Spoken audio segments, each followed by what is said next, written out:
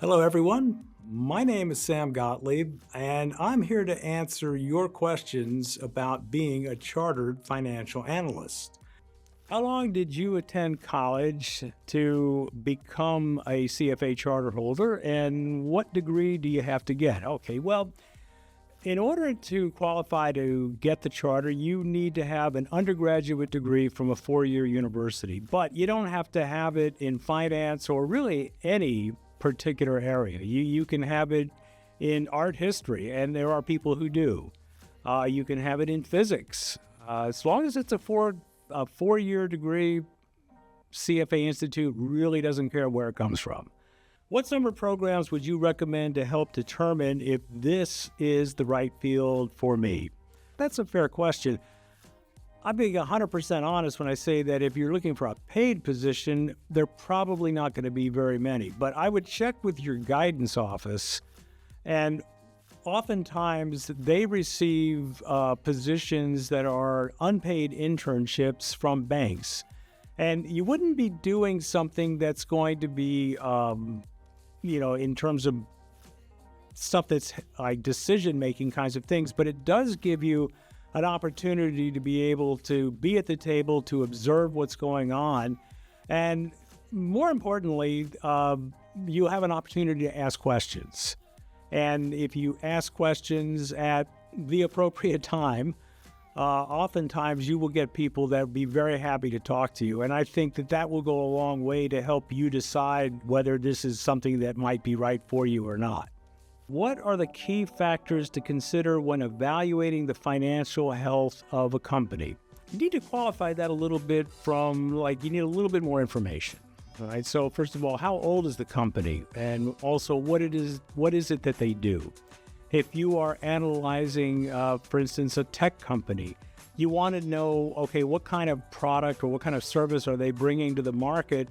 And you make it an assessment of whether or not long-term that the prospects for that are good.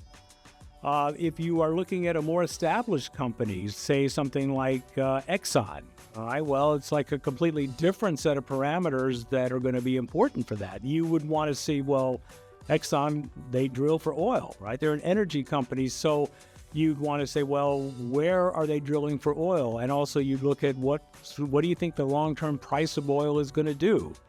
So all of those are going to factor for that. But for a tech company, price of oil and drilling opportunities are probably not going to be very relevant at all.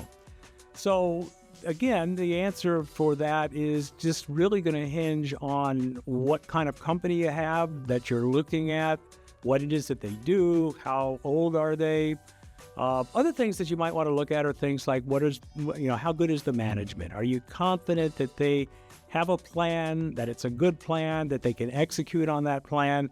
So again, that's another variable that you really need to consider when you're analyzing the company as a whole. How long did I have to go to school? Well, I went to school for 4 years, and that's all you need. You need that bachelor's degree. But I went to law school afterwards and had a couple of law degrees. So my post-college education actually lasted a few years beyond that. And depending on what it is that you do, it could last, maybe 5, 6, 10 years even. But just to be able to get this charter, 4 years, right? That's all you need. Do charter holders need to be good at math? A lot of us happen to be, but it's not really a requirement. There's no complex math in the CFA exam process at any of the three levels.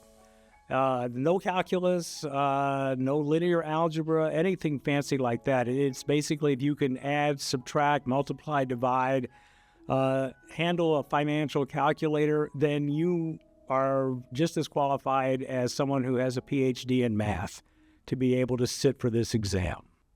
Great questions, and I would love to answer more of them, but unfortunately that's all the time that we have in this session. But we have other videos about what careers in finance are all about. So I would suggest watching those. I think you're going to get a lot more good information. Thanks for watching this. See you down the road.